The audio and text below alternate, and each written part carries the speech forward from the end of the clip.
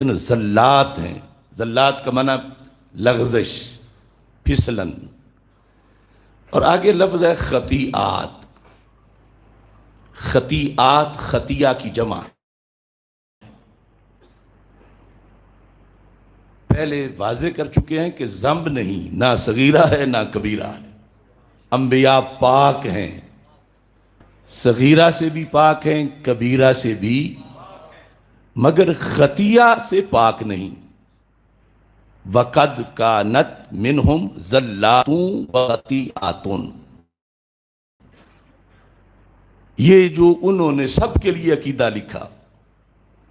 اب یہاں لفظ خطیہ جو ہے اس نے یہ معین کر دیا کہ ذنب نہیں، وہ انبیاء کا کوئی ذنب نہیں، نہ صغیرہ گناہ ہے نہ کبیرہ گناہ ہے، مگر ان کی زلات بعض سے صدور ہوا ان کا، اگرچہ وہ ہم یہی کہیں گے کہ خلاف اورا ہے۔ امام اعظم ابو حنیفہ رحمۃ اللہ علیہ نے حنیفہ کی گرفت نہیں کی کہ وہ غلط لکھ گئے یا یہ اہل سنت کا عقیدہ نہیں، یا اس وجہ سے وہ اہل سنت سے خارج ہو گئے، یا اس وجہ سے امام اعظم ابو حنیفہ معاذ اللہ گستاخ ہو گئے۔ یہ انہوں نے نبیوں کے لیے لکھا۔ اب نبیوں سے نیچے کسی کو اگر نبیوں کے برابر مانے تو پھر بھی کفر ہے۔ تو اس سے اہل سنت کا یہ عقیدہ امام اعظم ابو حنیفہ رحمۃ اللہ علیہ کے لحاظ سے ساری امت کا یہ واضح ہوا کہ لفظ خطیہ یا خطا کی نسبت اگر نبی کی طرف ہو جائے کسی کی زبان سے تو کفر بھی نہیں، توہین بھی نہیں، بلکہ یہ اعتقاد ہے اہل سنت کی ہستی کے بارے میں۔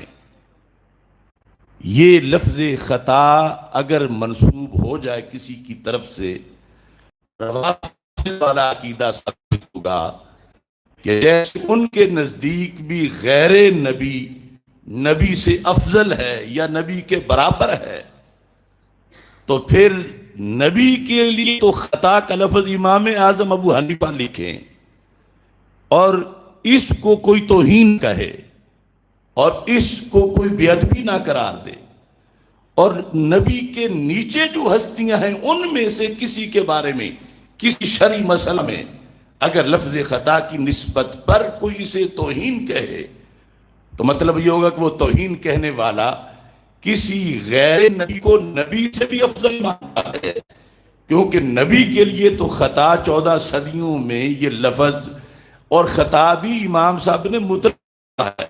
ہم اس کی تشریح خطا اجتہاد ان یغفر لی خطی یوم الدین، اور جس کی مجھے آس لگی ہے، یہ حضرت ابراہیم علیہ السلام کہہ رہے تھے اللہ کے بارے میں۔ وہ کیا کرے گا؟ جس کی مجھے آس لگی ہے وہ اللہ میرے ساتھ کیا کرے گا؟ ان یغفر لی خطیئتی،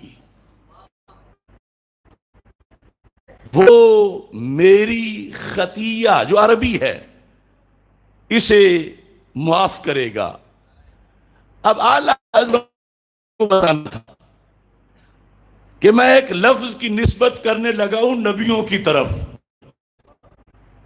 اور اسے توہین نہ سمجھنا، اور اس کا متبادل ملا کے نہ بتا، اور اعلیٰ نبیوں کی طرف، اور نبیوں میں عظیم نبی حضرت ابراہیم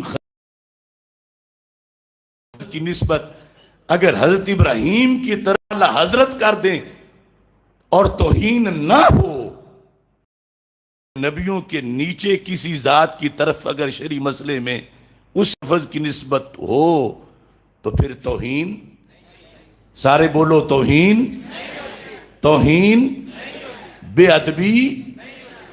تو اعلی حضرت فرماتے ہیں والذی اطمع ان یغفر لی خطیئتی یوم الدین، اور وہ جس کی مجھے آس لگی ہے کہ میری خطائیں قیامت کے دن بخشے گا، میری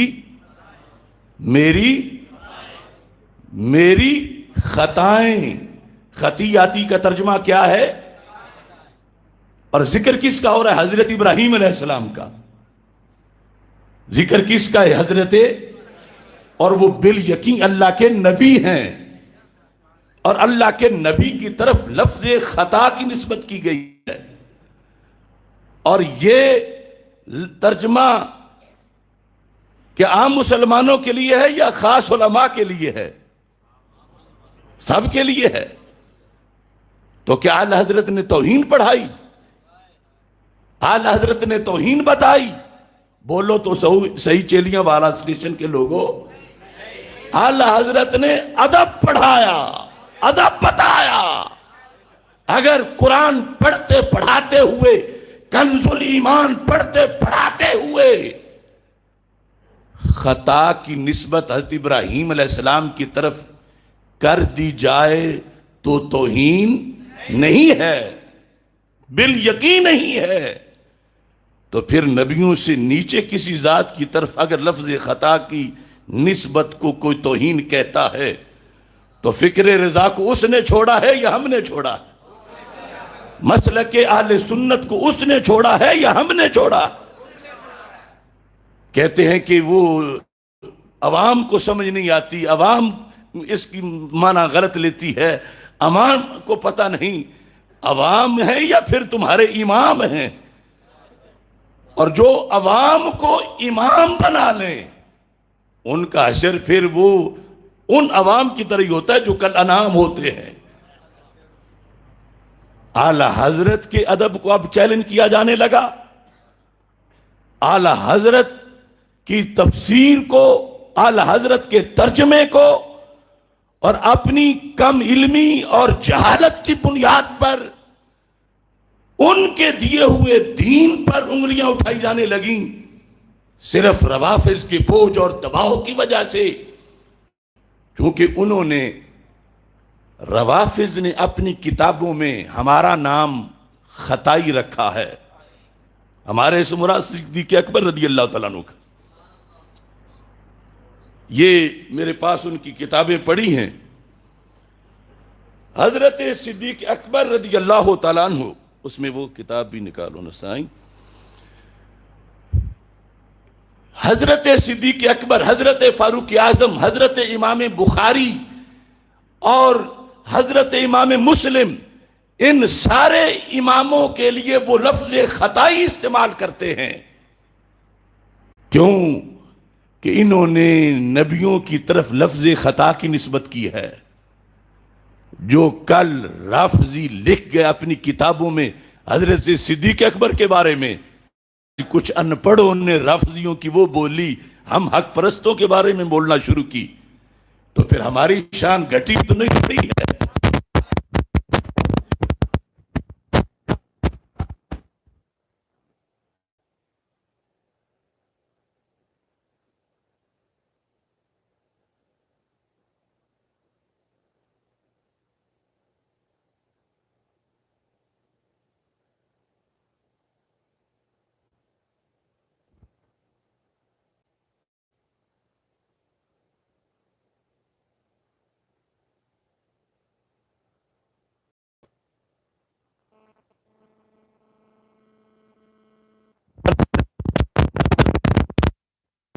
پر مناسب پر تو چونکہ نبیوں کی خطا کو جائز سمجھتے ہیں لہذا یہ خطائی ہے، تو جس بیس پہ کل کے روافض نے اہل سنت کو، اہل سنت کے اماموں کو کوسا، آج ان پڑھوں کو یہ سمجھنا ہے کہ ہم ان کی بولی بول رہے ہیں، انہوں نے تو بولنی تھی۔ وہ جب حضرت صدیق اکبر کے خلاف بولتے ہیں، میں اور تم ہم کس کھیت کی مولی ہے کہ ہمارے خلاف نہیں بولیں گے؟ اور ہمیں یہ پسند بھی نہیں کہ انہیں تو گالی دیں، ہمیں نہ دیں۔ لیکن سوچنا ان کو چاہیے کہ جو اپنا مسلک چھوڑ کے غیروں کی ہڈیاں چوستے پھر رہے ہیں کہ اپنے مسلک پہ قائم رہو۔ اب امام اعظم ابو حنیفہ کو روافض خطائی کہتے ہیں، جو انہوں نے کہا کہ انبیاء علیہ السلام کی نسبت کی طرف خطایا کی نسبت ہو سکتی ہے۔ اب امام صاحب کو مجبوری قرآن کی ہے کہ قرآن میں ہے یغفر لی خطیئتی، امام صاحب کو مجبوری حدیث کی یعنی میں وہ پڑھوں گا، اور وہ جو ہیں روافض انہیں نہ قرآن کی مجبوری ہے، انہیں نہ حدیث کی مجبوری ہے، ہمارے امام کو بھی مجبوری ہے، ہمیں بھی مجبوری ہے۔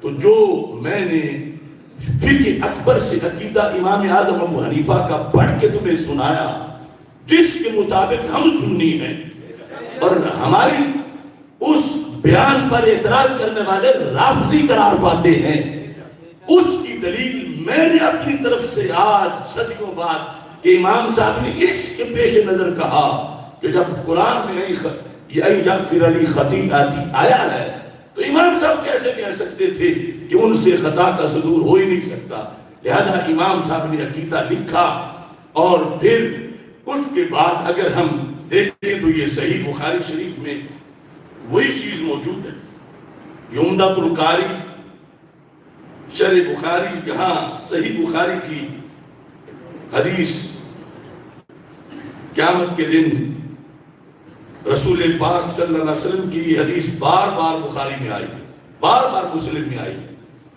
اور اس ہزاروں کتابوں میں موجود ہے کہ میدان معاشر میں جب سب معاشر کی گرمی میں تنگ آ چکے ہوں گے تو کہیں گے کہ کوئی سفارشی تلاش کرو، ہمیں کم از کم یہاں سے تو آگے پیچھے کیا جائے، آگے جو حساب ہونا ہے جدھر جانا ہے وہ تو بعد کی بات ہے۔ تو ہمارے آقا صلی اللہ علیہ وسلم سے حضرت انس رضی اللہ تعالیٰ عنہ روایت کرتے ہیں کہ سارے اکٹھے ہو کے جائیں گے حضرت آدم علیہ السلام کے پاس، آپ آدم علیہ السلام ہو، ساری انسانیت کی اباجی ہو، خلقک اللہ بیدہ، رب نے تجھے اپنے ہاتھ سے پیدا کیا، وَأَسْكَنَكَ جَنَّتَهُ، اور رب نے آپ کو جنت میں رکھا، وَأَسْجَدَ لَكَ مَلَائِكَتَهُ، اور وہ شان دی کہ اپنے فرشتوں سے سجدہ تمہارے لیے کرایا۔ بڑی قدر ہے رب کے دربار میں آپ کی، آج ہم پھنسے ہوئے ہیں، وَعَلَّمَكَ أَسْمَاءَ كُلِّ شَيْءٍ، ہر شے کا نام رب نے آپ کو پڑھایا۔ تو آج ہم یہ چاہتے ہیں کہ آپ ہماری سفارش کرو اللہ کے پاس، حَتَّى يُرِيحَنَا مِن مَكَانِنَا هَذَا، یہ اس جگہ کروڑوں لوگ اربوں لوگ ہیں اور گرمی بڑی ہے، یہاں سے ہمیں کہیں آگے پیچھے بھیجا جائے، ہماری سفارش کرو۔ فَيَقُولُ لَسْتُ هُنَاكُمْ، یہ میں نہیں کر سکتا کام، کیوں؟ وَيَذْكُرُ خَطِيئَتَهُ، وہ اپنی خطیہ کا ذکر کریں گے۔ یہ بخاری ہے، یہ مسلم ہے، پتہ نہیں وہ کس طرح لوگ بخاری پڑھاتے ہیں۔ اگر بخاری پڑھی پڑھائی ہو تو پھر تو پتہ ہونا چاہیے کہ مقام نبوت میں لفظ خلا کا ذکر آتا ہے، یہ نہیں ہمیں کوئی شوق ہے ہم بار بار اس کو بیان کریں، مگر جو حقیقت ہے وہ تو علم میں ہونا چاہیے۔ فَيَذْكُرُ خَطِيئَتَهُ، حضرت آدم علیہ السلام اپنی خطیئہ کا ذکر کریں گے، خطا دانا کرنے والی، کہ میں وہ نہیں آج بولوں گا اللہ کے دربار میں، اس کا جلال بڑا ہے۔ فَيَذْكُرُ خَطِيئَتَهُ، اب اس کا ترجمہ اعلیٰ حضرت سے پوچھو تو جنہوں نے قرآن میں خطیہ کا خطا کیا ہے یہاں بھی وہ یہی کریں گے۔ ابھی میں حدیث سے پڑھ کے دکھا دیتا ہوں، حدیث کا ترجمہ فتاوی رضویہ شریف سے۔ فَيَذْكُرُ خَطِيئَتَهُ، اور کہیں گے اِئْتُوا نُوحًا، تم نوح علیہ السلام کے پاس چلے جاؤ۔ سارے لوگ جب نوح علیہ السلام کے پاس جائیں گے، ان سے جا کر اپنی درخواست ان کے سامنے رکھیں گے، فَيَقُولُ لَسْتُ هُنَاكُمْ وَيَذْكُرُ خَطِيئَتَهُ، وہ کہیں گے نہیں میں اب نہیں، خطا کہیں گے اِئْتُوا ابراہیم خلیل الرحمن، تم جاؤ حضرت ابراہیم علیہ السلام کے پاس، وہ تمہاری سفارش کریں گے۔ سارے لوگ جب وہاں پہنچیں گے وہ کہیں گے لَسْتُ هُنَاكُمْ، یہ میں بھی نہیں کر سکتا، میں نہیں کروں گا، اور وہ اپنا معاملہ سامنے رکھ دیں گے اور کہیں گے تم آگے بڑھو اور موسیٰ عبدًا اتاہ اللہ التوراۃ، عظیم بندے ہیں اللہ کے موسیٰ علیہ السلام۔ خلاصہ یہ ہے عیسیٰ علیہ السلام کہیں گے ایتو محمد صلی اللہ علیہ وسلم، اور سرکار پہلے ہی تیار بیٹھے ہوں گے، اور نبی اکرم نور مجسم شفیع معظم صلی اللہ علیہ وسلم کا انداز یہ ہے، گناہگاروں کا روز محشر شفیع خیر الانام ہوگا، دلہن شفاعت بنے گی، دولہا نبی علیہ السلام ہوگا۔ ادھر وہ گلتوں کو دیں گے، ادھر پیاسوں کو جام دیں گے، صراط و میزان حوض کوثر یہی وہ آدمی مقام ہوگا۔ آنا لہا کہہ کے آسیوں کو لیں گے آغوش مرحمت میں، عزیز حق لوٹا جیسے ماں کو نبی اپنا غلام ہوگا۔ میں تو بیٹھے اس کام کے لیے ہوں، میں کرتا ہوں سفارش، اور پھر آگے سفارش کا ذکر ہے، اور یہ کہ 3 مرتبہ تشریف لے جائیں گے، چلو میں کروڑوں کو بٹھا کے جہنم سے جنت پہنچا دیں گے۔ پوری حدیث کا بڑا طویل ہے، لیکن میں نے امام اعظم ابو حنیفہ کا جو عقیدہ آپ کے سامنے بڑا پیش کر رہا ہوں۔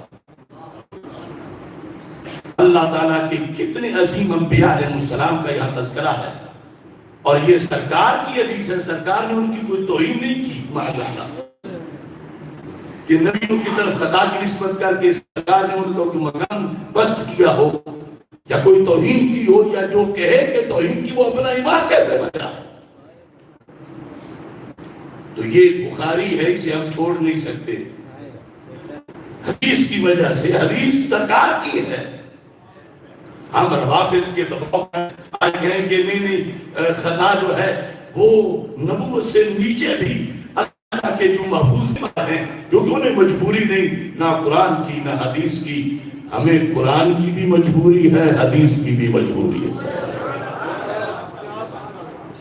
فَيَذْكُرُ خَطِيئَتَهُ خَطِيئَتَهُ، اس بیس پہ روافظ نے کہا بخاری خطائی ہے، انہیں تو حیا نہیں کسی کی، یہ حدیث کیوں ذکر کی، وہ گھر کے ذکر کی، وہ لیکن تو نہیں کہہ سکتے کہ گھر کے ذکر کی۔ قرآن میں خطیہ کا ذکر آیا اور حدیث میں ذکر آیا، تو پتا چلا اب معنی پر اگر کوئی جھگڑا کرتا ہے تو خطا کا اور معنی کوئی کیا کرے گا۔ میں نے اعلیٰ حضرت سے کروا دیا، اپنے گھر میں کنز الایمان سے دیکھ لو، 19ویں پارے میں خطانے کا لفظ اور حدیث کا دیکھنا ہے، تو پھر فتاوی رضویہ شریف میں، فتاوی رضویہ شریف کی ہے، یہاں 186 صفحے پر حدیث کا ذکر ہے، لما اقترف آدم الخطیئۃ، وہی جس کا ذکر بخاری میں ہے، وہ حدیث لما اقترف آدم خطیہ کا معنی کیا کریں گے، خطا کا ارتکاب کیا۔ اس بیس پر جب باؤ گے، اگر طریقہ ہے تو پھر شروع کر دو سلسلہ، ورنہ یہ دروازہ مت کھولو، قیامت تک بند نہیں ہوگا۔ امت کی 14 صدیوں میں ہزاروں امام ہیں، یا انہیں تمہاری سمجھ تمہیں انہیں گستاخ کہنا پڑے گا، یا پھر قبر سے نکال کے توبہ کروانی پڑے گی۔ نہ تم توبہ کروا سکتے ہو اور نہ تم گستاخ کہہ سکتے ہو۔ اگر کوئی حل ہے تو میں رجوع کر لیتا ہوں، کیونکہ میرے بعد فوراً باری ان سب کی آئے گی۔ مخالف تم کھول کے بیٹھے ہیں، میں نے آگے اپنا آپ تیروں کے لیے پیش کر رکھا ہے کہ مجھے آن کے رکھا، میں نے داتا گنج بخش کی طرف انہیں نہیں جانے دیا، میں نے بخاری مسلم سے ان بھونکنے والوں کو روک کے رکھا کہ مجھے خطائی کہو انہیں نہ کہنا، میں تمہارے سامنے ہوں، میں نے تو یہ جنگ لڑی، میں نے کہا اس کا جواب دو، اور آج بھی قرض ہے لوگوں پر۔ یہ لوگ تو پوچھیں گے اگر جلالی گستاخ ہے تو پھر یہ کہاں کا ادب ہے؟ انہوں نے تو غیر نبی کو کہا، انہوں نے نبی کو کہا۔ ان کی توبہ ثابت کرو، کہاں اس سے رجوع کیا تھا، اور اگر نہیں کر سکتے تو پھر مانو کہ گستاخ ہیں. تو کیا ایسا دروازہ کھل جاتا کہ ساری امت ہم اپنے اکابر گستاخ بنوا لیتے؟ ہم نے جیلیں کاٹ لی ہیں مگر اپنے اکابر کا جھنڈا نیچے نہیں آنے دیا اللہ کے فضل سے. اور دلیل ہے، جیے تو دلیل کے ساتھ کوئی جیے. لائیں اس کا جواب قیامت آ سکتی ہے. سورت پہ قائم رہ کے دلیل نہیں ہے. ہاں رافضی بن کے ہے مگر وہ تو جہنمی بننا ہے. امام اعظم ابو حنیفہ رحمۃ اللہ علیہ کا ایک قول میں نے اس کی دلیل تمہارے سامنے نبوت کے عقیدے کے لحاظ سے قرآن سے بھی رکھی اور حدیث سے بھی رکھی. اور اتفاق یہ ہے کہ میرے پاس بہت سی شروحات ہیں. یہ کتاب مجھے استادوں کی شرح جو آپ زندگی پر آج میں دوسری سے دیکھ کے یہ حوالہ پیش کر رہا ہوں. اب ایک دوسری حدیث ہے. مجھے حیرانگی ہے کہ لوگ کیوں نہیں علم کی طرف آئے اور فیصلہ جب دعویٰ ہے کہ ہم نظام مصطفیٰ صلی اللہ علیہ وسلم ہیں تو یہ مسئلہ تو سرکار کے دربار میں رکھنا چاہیے. اللہ کے رسول صلی اللہ علیہ وسلم کا اس کے بارے میں کیا حکم ہے، کیا فیصلہ. کل ابن آدم خطا، خطا سے یہ مبالغہ ہے اور اس سے اس میں منسوب ہے وہ خطائی نہیں بنے اس سے بھی بڑا خطائی. یہ حدیث کہاں آئی؟ سننے ترمذی میں، جامع ترمذی میں.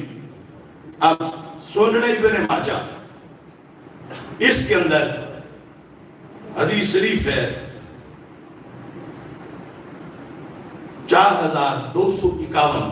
یہاں ابن جگہ بنی آدم حدیث ہے کلو بنی آدم خطاؤن. ابھی ترجمے پر بحث بعد میں ہوگی. یہ اب صحاح کی 2 کتابوں سے یہ میں نے حوالہ پیش کیا. مسند امام احمد اس کے اندر حدیث شریف ہے 13,080. حضرت انس رضی اللہ تعالیٰ عنہ سے مروی ہے قال رسول اللہ صلی اللہ علیہ وسلم کلو بنی آدم خطاؤن. ہر بنی آدم ہی خطائی ہے. استاد بیٹھے میں ترجمہ آپ کو بھی سمجھ آ رہا ہے.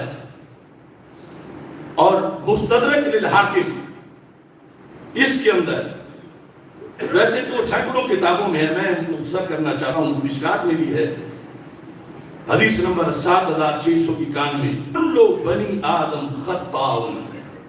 یہ ساری میں نے کتابیں کھول کے رکھ کے سامنے حدیث پڑھ دی ہے کہ اللہ کے رسول صلی اللہ علیہ وسلم کا فرمان ہے کلو بنی آدم، ہر بنی آدم کیا ہے؟ خطا ہے. ہر بنی آدم. اور اس میں جب اس میں منصوب بنائیں گے ہوگا خطائی ہے تو اس لسٹ میں نہیں کہ جنہیں کوئی جنت کا سبق دیا جائے ان کے تالے لگے ہوئے ہیں. یہ جو نیا ٹولہ بن رہا ہے ان کی محبت میں، اگر تمہیں کوئی تانا دے اور آدمی، اور آدم کے بیٹے، اور بندے دے پترا آدمی، تو تم کہو گے تو نہیں آدمی، تو کسی اور نسل کا ہے. جب حدیث کہتی ہے کہ جو بھی ابن آدم ہے وہ خطائی ہے، تو جو ہمیں خطائی کہتے ہیں خود کس نسل کے ہیں؟ ہمیں تو ہمارے نبی علیہ السلام نے فرما دیا چونکہ ہم ابن آدم ہیں. ہم ابن آدم ہیں اور ہم خطائی ہیں کیونکہ جو بھی ابن آدم ہے وہ خطائی ہے. یہ حدیث ترمذی میں آئی ہے. اور میں نے پڑھ کے سنائی ہے، اسے سمجھنے میں بھلائی ہے، جو نہیں سمجھے گی ان کی رسوائی ہے۔ اگر پنجابی میں کہوں جیڑا بندے دا پتر ہے وہ خطائی ہے، تے سن آگ کے یہ خطائی نے خود کی دسنا چاہتے ہیں، جو کہ بندے دا پتر تے خطائی ہے۔ سرکار فرما رہے ہیں کلو بنی آدم یا کلو ابن آدم، کم از کم یہ جس نام پہ درس بنا کے بیٹھے ہیں یہ لوگ، کوئی شرع تو دور متن ہی پڑھ دیا کریں یہ، اور کم از کم چاچی نے تانا دینے کا بھی کہا جائے، تانا یہ دے رہے ہیں کہ یہ لوگ جو ہیں یہ خطائی ہیں، یہ خطائی ہیں۔ سرکار فرماتے ہیں جو بھی نسل آدم میں ہے وہ خطائی ہے۔ پھر ان کی گالی کہاں گئی؟ کیونکہ یہ جب یہ ایسا کہہ رہے ہیں تو یہ تصور دیتے ہم ایسے نہیں ہیں، تو پھر بندے کا پتر ہی نہیں ہے، کیونکہ بندے کا پتر ہے وہ خطائی ہے۔ قیامت تک مجھے جواب دے یہ لونڈے، یہ وبال ہے ان پر، تیرے در سے جو یار پھرتے ہیں در بدر یوں ہی خار پھرتے ہیں، یہ روافظ کے گھروں کے چکر لگانے والے، ان کے گھر میں بیٹھ کے قرمے کھانے والے، اب مجدد والی روب دبک نہیں لگی۔ دیکھا مینار پاکستان کے جلسے ایک رات پہلے جو روافظ نے کانفرنس کی، سنی ہے نا تم نے؟ سنی ہے نا؟ وہ عام چل رہی ہے۔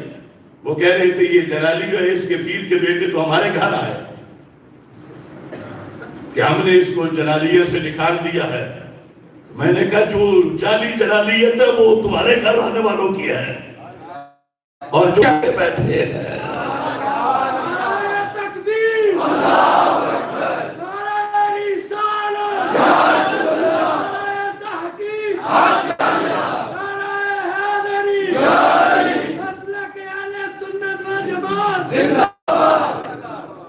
اہل سنت کی ضیاء، اہل سنت کی ضیاء۔ اب اس کی دو شروحات میں آپ کے سامنے رکھنا چاہتا ہوں۔ میں صرف خطائی کہنے والوں کو آئینہ اسے دکھانا چاہتا ہوں، باقی مسئلہ بھی اس میں ہے۔ استاد محترم باقی شیوخ الحدیث اسی مسئلے سے فیصلہ کرنا بڑا آسان ہے، یہ جو 3-4 سال سے مسئلہ چلا ہوا ہے کہ اس کے حدیث میں مسئلہ کیا لکھا ہے کہ کلو بنی آدم خطاؤن، بنی آدم کے ہر حدیث آپ نہیں پڑھیں گے کہ روافظ ناراض نہ ہو جائیں، ترجمہ نہیں کریں گے کہ روافظ نہ ہو جائیں۔ حضرت شیخ عبدالحق محدث دہلوی رحمت اللہ علیہ اشیاء الجماعات کے اندر جب اس حدیث کا ترجمہ کرتے ہیں تو آپ فرماتے ہیں اکثر فرزندان آدم کے در کہ نبی مستثنا ہے، اگر خطا کا معنی خطا اجتہادی نہیں لینا، اگر لینا ہے تو پھر ان کی طرف بھی نسبت وہ امام صاحب نے لکھی، اور لکھتے یہ جملہ چیلنج ہے قیامت تک ان لوگوں کے لیے۔ فرماتے ہیں کہ ہر کے ہست از آدمیاں، یعنی جو بھی آدمی ہے، جو بھی جز انبیاء صلوات اللہ وسلم ہیں، اور سنیوں کے نزدیک نبیوں کے سوا سبھی غیر معصوم ہیں، اہل بیت ہوں یا صحابہ ہوں رضی اللہ تعالیٰ عنہم، تو کہا وہ سارے اس میں ہیں۔ تو یہ تو مضمون حدیث ہے کہ انبیاء علیہ السلام کے سوا اگر عقیدہ سنیوں والا ہے تو پھر از خطا خالی نباشد، اور مطلقاً لکھا، حالانکہ جو ہمارا مسئلہ چھڑا وہ خطا اجتہادی کا تھا، اول بھی بتایا اسی تقریر، آخر بھی بتایا اسی تقریر میں، یہاں انہوں نے مطلقاً یہ لکھا، تو پھر کیا یہ کتابوں والا دین دفن کر دیا جائے معاذاللہ؟ یہ حدیثیں ساری چھوڑ دی جانا کہ میرا ماموں نہیں مانتا، میرا چچا نہیں مانتا، میرا سسر نہیں مانتا، میرا فلاں نہیں مانتا، تو ہم نے کلمہ چچا سسر کا نہیں پڑھا، سرکار مدینہ کا پڑھا ہے۔ اور اگر کسی کے پاس جواب ہے تو قیامت تک لے آئے، مہلت قیامت تک کی ہے، کیونکہ صدیوں تک بھی نہیں بنے گا۔ صرف اپنے حجروں میں بیٹھ کے پڑھ سکتے ہیں، مگر پڑھ لیں تو مسئلہ حل ہو جائے۔ اور یہ بات بھی یاد رکھیں، جب ہم نے دبایا کہ ہمارے سنیوں میں کچھ لوگ رافضی بن گئے ہیں اور وہ انبیاء علیہ السلام کے علاوہ کو بھی معصوم مان رہے ہیں، یہاں تک کہ سیدہ طیبہ طاہرہ سیدہ فاطمہ الزہرا رضی اللہ تعالی عنہا کو وہ معصوم مانتے ہیں۔ کچھ لوگوں نے تو بول کے کہا، کچھ لوگ خود آہستہ رہتے ہیں لیکن ان کا ماموں بول کے کہتا ہے کہ سیدہ فاطمہ معصومہ ہے۔ اور وہ ہمارے بکی شریف اور ارد گرد ہم جب تقریر سنتے ہیں تو کہتے دیکھنی فلاں بندہ نے وہ سیدہ فاطمہ محفوظہ میں خطا ہے اور ان کی طرف خطا کی نسبت کر دی۔ ان پڑھوں کو اتنا نہیں پتا کہ محفوظ کا مطلب یہ ہوتا ہے کہ جس سے خطا کا صدور تو ہو مگر وہ باقی نہ رہے۔ یعنی کچھ تو مانتے ہیں نا کہ لفظوں میں معصوم، کچھ محفوظ بول کے معصوم مانتے ہیں، یعنی محفوظ کی ڈیفینیشن آج تک نہیں آئی کہ محفوظ جب اللہ نے حفاظت کر رکھی ہے تو پھر ان سے گناہ کا صدور ہو ہی نہیں سکتا، پھر خطا کا صدور ہو ہی نہیں سکتا۔ حالانکہ جو معاملہ تھا وہ خطا اجتہادی کا تھا، اور محفوظ اور معصوم کا فرق اگر دیکھنا ہو تو میں یہاں آپ کے سامنے صرف اس کے 3 حوالے رکھنا چاہتا ہوں تاکہ لوگوں کی یہ جہالت بھی پتہ چل جائے کہ مان کے محفوظ اور پھر میرے ذمہ لگاتے ہیں چونکہ انہوں نے خطا کی نسبت کی لہذا انہوں نے توہین کی۔ حالانکہ محفوظ کی طرف خطا کی نسبت توہین کب بنے؟ جب حدیث میں معصوم کی طرف بھی، آیت میں معصوم کی طرف بھی ہے اس اجتہادی کے لحاظ سے، تو محفوظ کی طرف کیسے بنے؟ اور پھر محفوظ کا تو تعریف ہی یہ ہے، فرق یہ ہے معصوم اور محفوظ میں۔ اب دیکھو المعتمد فی المعتقد جو طور کشتی کی یہ تصنیف ہے، فضل اللہ طور کشتی، انہوں نے یہ واضح طور پر اس میں لکھا، کیونکہ ان لوگوں نے خود تو مطالعہ کرنا نہیں، میں آسانی کے لیے صفحہ بھی دکھا رہا ہوں اور اس کا مطلب بھی دیتا ہوں۔ صفحہ نمبر ہے 72، ولی محفوظ باشد از گناہ۔ یہی عقیدہ ہے سنیوں کا، ولی کیا ہوتا ہے؟ گناہ سے کیا ہوتا ہے؟ اور نبی کیا ہوتے ہیں؟ معصوم۔ وفرق میانے محفوظ و معصوم آس، محفوظ اور معصوم میں فرق کیا ہے؟ کہ معصوم را ارتکاب گناہ نبوت، معصوم را ارتکاب گناہ، کہ معصوم سے گناہ کا ارتکاب ہی، اما محفوظ را ارتکاب گناہ بود، یہاں لفظ خطا بھی نہیں، لفظ گناہ ہے۔ بات کس کی ہے؟ محفوظ کی۔ محفوظ را ارتکاب گناہ بود بر سبیل ندرت، یہ نہیں کہ وہ روز گناہ کیے ہوئے ہوں، نادر نادر نادر۔ اب 1000 دن میں سے 1 دن بھی نادر ہی ہے، 5 دن بھی نادر ہی ہے۔ اچھا جی، محفوظ را ارتکاب گناہ بود بر سبیل ندرت ولیکن پورا بدا گناہ اسرار نہ باشد، گناہ کا ارتکاب تو ان سے ہو جاتا ہے مگر اس پہ اصرار نہیں ہوتا۔ یہ محفوظ کی جو یہ کرتے پھرتے کسی سنی کتاب میں نہیں۔ یہ بزریہ محفوظ لوگوں کو معصوم پکوانے کی تقریریں کرتے ہیں بکی شریف کے سجادہ نشین، اور مجھے تانے دیتے کہ انہوں نے کہیں کتاب لائے کوئی ہے کہ جس میں جو یہ محفوظ کی تعریف کرتے ہیں وہ لکھی ہو۔ ہمارے ائمہ نے یہ تعریف لکھی ہے، اور یہاں تو لفظ گناہ ہے، اس کی بات ہی نہیں، تو خطا تو نیچے ہے بہت۔ ابھی ہم نے کتنا فرق بیان کیا کہ محفوظ سے گناہ کا بھی نادر طور پر صدور ہو سکتا ہے، مگر ہم جیسے جو ہیں وہ کیا ہیں، بار بار کرتے رہتے ہیں، اور جو محفوظ ہیں ولی ہیں وہ کیا کرتے ہیں، لیکن بورا بداں گناہ اصرار نہ باشد ثم یتوبون من قریب، بہت جلد توبہ کر لیتے ہیں، گناہ تو ہو جاتا ہے مگر بہت جلد توبہ کر لیتے ہیں۔ یہ ایک حوالہ اس پر یہ ہے تحفۃ المرید، شاید پہلی مرتبہ زیارت کریں کچھ لوگ، کچھ سے مراد وہ جو چھپ کے سن رہے ہیں ان کی بات کر رہا ہوں۔ تحفۃ المرید، تحفۃ المرید شیخ ابراہیم بن محمد بن احمد شافعی بیچوری شرح جوہرۃ التوحید، اس تحفۃ المرید کے اندر بھی اس مسئلے کی بات کی گئی اور فرق بتایا گیا۔ اس فرق کے لحاظ سے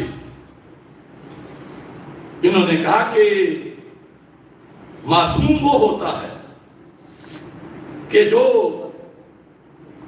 اللہ اس کی حفاظت اس طرح کی کرتا ہے، اس کی بھی حفاظت اللہ کر رہا ہے مگر وہ حفاظت اور طرح کی ہے، محفوظ کی حفاظت اور طرح کی ہے۔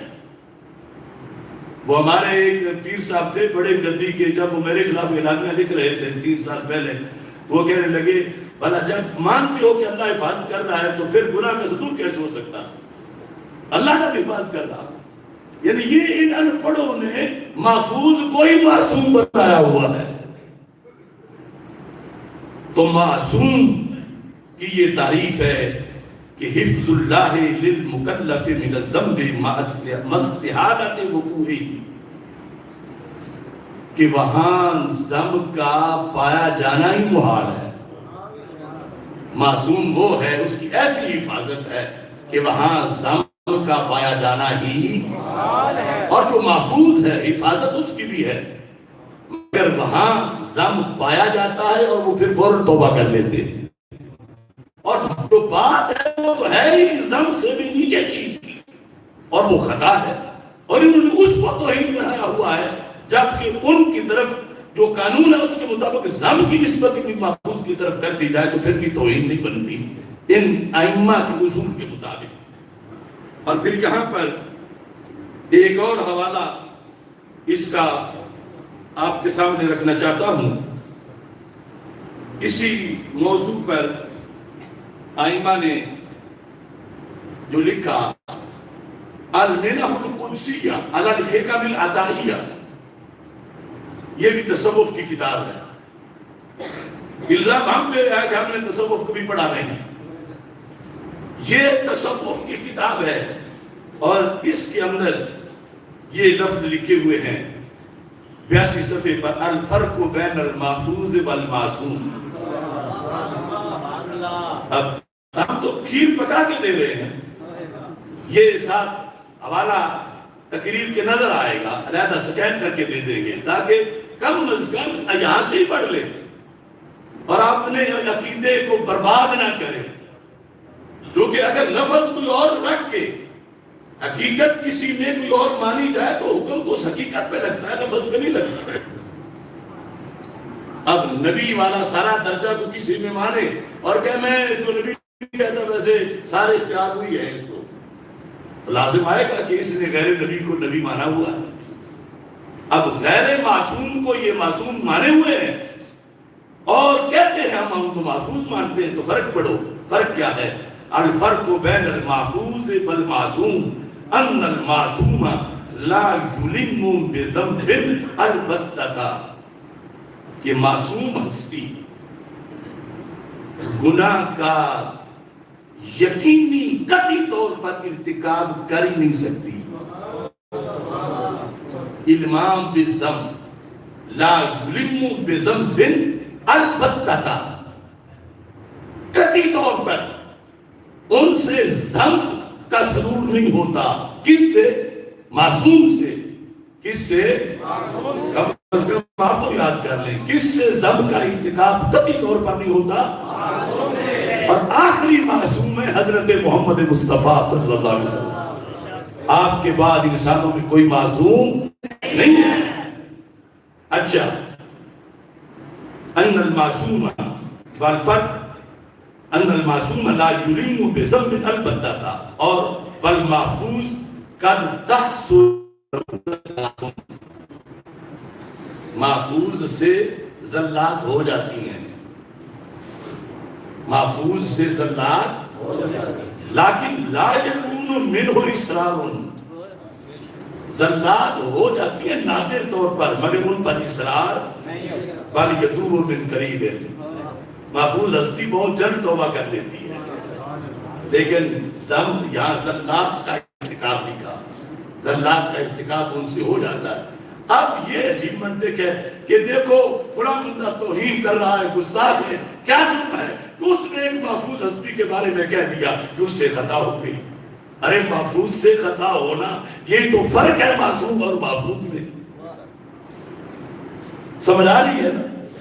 معصوم سے ذنب کا ارتکاب نہیں ہوتا، اور خطا اتحادی تو ان سے بھی ہو جاتی ہے، معصوم سے بھی، اور پھر یہاں تو بعض ہی محفوظ میں ہے، اور محفوظ کی تو تعریف ہی یہ ہے اس کے بارے میں لفظ ذنب بھی لکھا گیا کہ وہ آئیں تو وہ یہ تو ہمارا ان سے، تو میں نے یہ نہیں کہ گالی پورا والیوم مکمل کر دیں، تو یہ دین ہے ہمارا، اور ہم دین والے لوگ ہیں، سدے پہ دین کی معصومیت کا جو مسئلہ ہے وہ معتمد میں لکھا ہے کہ اس کی آزمائشیں دنیا میں کم نہیں، بہت صدیوں میں اس کی حالاتیں پھیلی ہوئی کہ لوگوں نے غیر محفوظ کو، غیر معصوم کو معصوم مانا ہوا ہے، اور اس طرح خطرہ تھا کہ سرکار کے بعد بھی دین میں کمی کر سکتا ہے، واہی آتی ہے اس پہ، اور کچھ لوگ 12 مانے ہوئے ہیں، اور اختیار ان کا پورا سرکار والا بنا ہوا ہے۔ ہمارے نزدیک میرے نبی علیہ السلام کے وصال کے بعد ایک بھی حدیث نبوی اب نہیں آ سکتی، واہی نہیں آ سکتی، کیوں نہیں آ سکتی؟ کہ آپ آخری معصوم ہیں، لہذا یہ کوئی آسان بات نہیں، اس لیے ہم سارے طوفانوں کے مقابلے میں ڈٹ گئے ہیں کہ کل قیامت کے دن پوچھا جائے گا بیٹھے تھے تم، ورنہ ہمیں ساری دنیا کے دورے اور کیا اب پابندیاں مجھ پر تو کیا میری تصویر پر بھی ہے، نہ امریکہ میں گھس سکتی ہے نہ برطانیہ میں جا سکتی ہے، اس کی تصویر پر اتنے پیرے ہوں، خود کتنے ہوں گے، صرف اسی لیے کہ ہم نے اس مسلک میں کمپرومائز نہیں کیا۔ اسی پر آج اپنی بات ختم کر رہا ہوں، اللہ تعالیٰ اس موقع کو مزید بابرکت بنائے۔ قبلہ سید نقیب الحسن شاہ صاحب رب ذوالجلال ان کی صلاحیتوں کے اندر مزید برکتیں عطا فرمائے۔ میں یہ سارے اداروں میں جو امریکہ تک ہے میرے خلاف، کیونکہ وہاں بھی کتابیں لکھی گئی، میرا انکار بہت مشہور ہے، اور میں یہ سمجھتا ہوں یہ گوندل گھر میں پیدا ہونے کی وجہ سے نہیں، یہ کربلا کے سیدوں کے ہاتھ پہ مرید ہونے کی وجہ سے حسین انکار ہے۔ اس انکار کی بنیاد پر میں یہ کہتا ہوں اگر ہم اس کی وادی کے 9 وارد مکی ہوتے، مرض بڑھنے سے پہلے ہی دعا تبدیل کر لیتے، نصاب عاشقی میں یہ روا ہوتا تو پھر ہم بھی گھٹن کے خوف سے آب و ہوا تبدیل کر لیتے۔ امریکہ برطانیہ والے کہتے پاکستان میں رہ کے زندہ کیسے ہو، اور ہم تجھے بلا نہیں سکتے، پھر ہم دعائیں دے سکتے ہیں۔ میں کہتا ہوں دعاؤں پر بہت شکریہ، نصاب عاشقی میں یہ روا ہوتا تو پھر ہم بھی گھٹن کے خوف سے آب و ہوا تبدیل کر لیتے، روا ہوتی دباؤ میں تو شاید ہم بھی کچھ فکر رضا تبدیل کر لیتے۔ خطائے اجتہادی میں اگر بوئے گناہ ہوتی، تھوڑی سی سمیل بھی ہوتی گناہ کی اس لفظ میں، خطائے اجتہادی میں اگر بوئے گناہ ہوتی تو ہم فی الفور ہی لفظ خطا تبدیل کر لیتے، اگر موقف بدلتا فضل حق کا کالے پانی میں تو ہم بھی سردیوں میں راستہ تبدیل کر لیتے۔ اب ان سے کہتا ہوں اگر جا بیٹھنا تھا تم نے اب غیروں کی مجلس میں تو پہلے ہی اکابر کا پتہ تقدیم کر لیتے۔ اور یہ جو انکار ہے امام حسین رضی اللہ تعالی عنہ نے حسینیوں کو سکھایا، اور میں کہہ رہا ہوں کر رہے ہیں جو تجاوز جو انصاف سے کر رہے ہیں، بغاوت جو اسلاف سے، اہل سنت کے مسلک سے اوصاف سے، ایسے پیران کو ایسے کو میں نہیں مانتا، میں نہیں مانتا۔ جس میں سچے عقائد سے انکار ہو، جھوٹ کی لب و باطل کی بھرمار ہو، جس کے قائل پہ لعنت کی پھٹکار ہو، ایسی تقریر کو میں نہیں مانتا، میں نہیں مانتا۔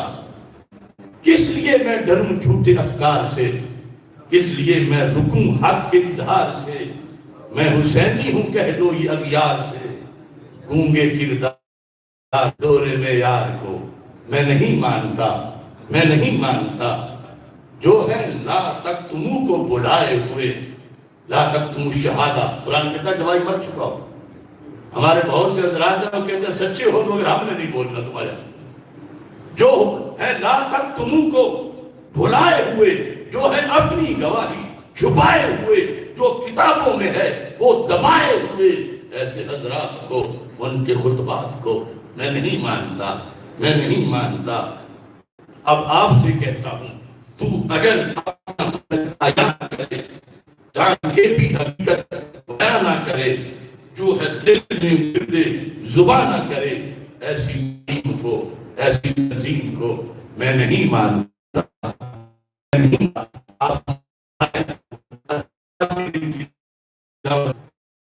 انشاءاللہ الحمدللہ